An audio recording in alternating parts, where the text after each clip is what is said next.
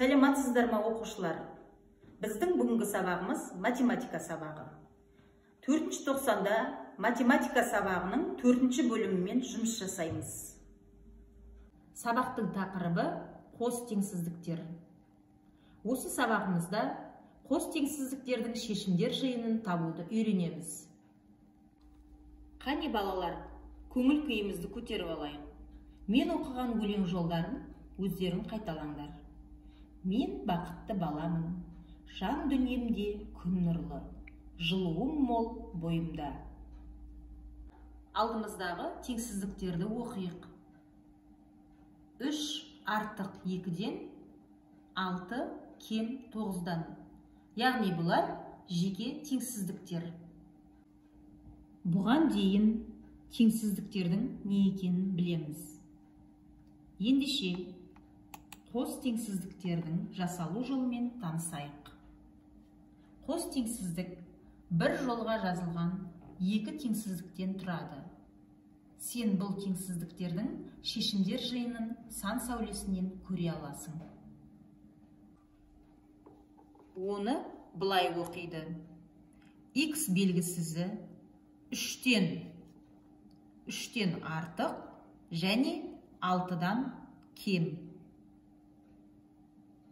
3-тен артық және 6-дан кем. Сандық сәуленің бойынан 3-тен артық сандарды белгілейміз.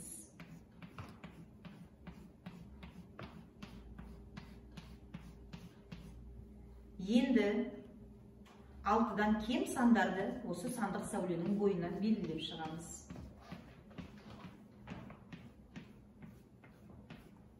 Сонда бұл қос теңсіздіктердің шешімі 3-тен артық және 6-дан кем 4 пен 5. Неше балалар, қос теңсіздіктердің шешімдерін белгісіз x-тің орнына қойып оқимыз. 4 3-тен артық, 6-дан кем. 5 3-тен артық, 6-дан кем.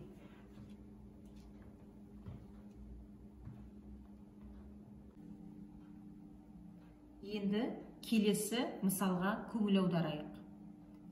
Белгісіз сан 5-тен артық, 15-тен кем сандар.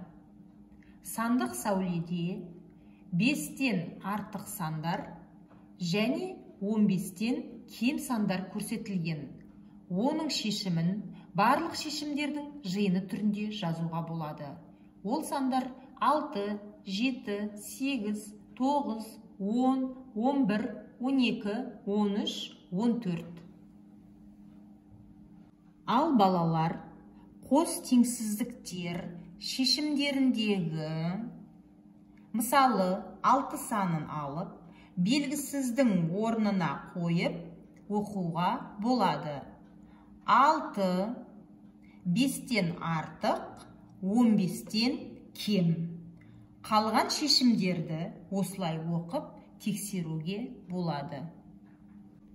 Ал балалар, бүгінгі қос теңсіздіктер туралы сабағымыз түсінікті болған болса, енді оқулығымыздың 7-ші бетіндегі нөмір 4-ші және 6-ші тапсырмаларды орындауды ұсынамын.